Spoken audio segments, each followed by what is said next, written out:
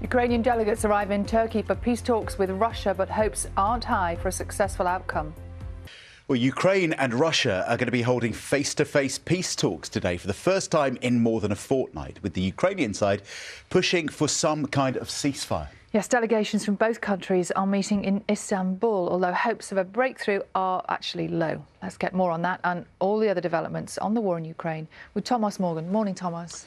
Morning, thanks, Sally. As you mentioned, the delegates have landed, and we have got the first pictures of them in Istanbul now. Talks beginning in around an hour's time then. These are the first face-to-face negotiations in weeks, and none of the others so far have proven fruitful.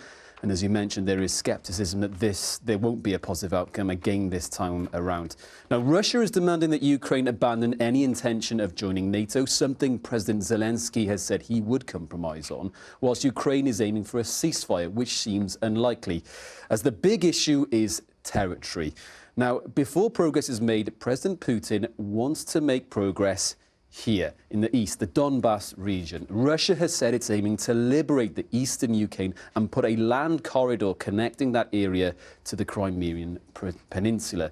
Now, Ukraine, meanwhile, wants enemy troops to withdraw back to the lines that they were before the invasion began in February. And according to the expert, it's difficult to see how compromises can be reached on these points. And there is another cause for concern.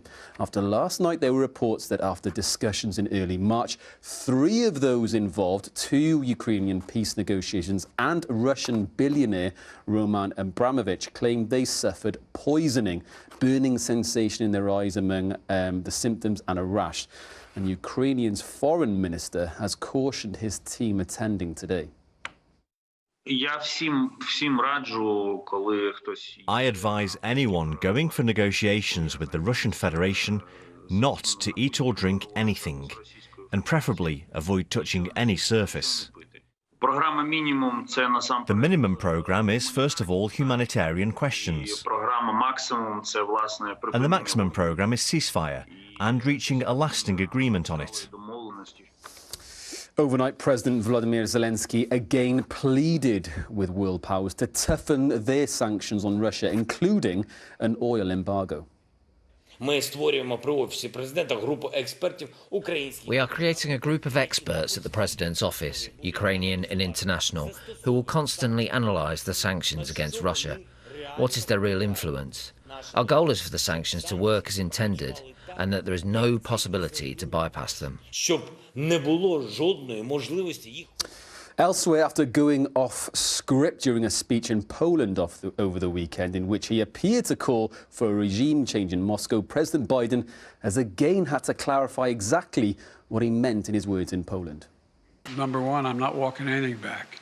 The fact of the matter is I was expressing the moral outrage I felt toward the way Putin is dealing in the actions of this man. Just brutality. Half the children in Ukraine. I just come from being with those families, but I want to make it clear: I wasn't then, nor am I now, articulating a policy change. I was expressing the moral outrage that I feel, and I make no apologies for it. And there have been a lot of famous faces coming out in support of Ukraine. In a tweet on his official account, the actor Sean Penn posted a picture of himself with the head of Lviv's regional administration. Penn was actually in the capital, Kyiv, at the beginning of the invasion on the 24th of February, filming a documentary.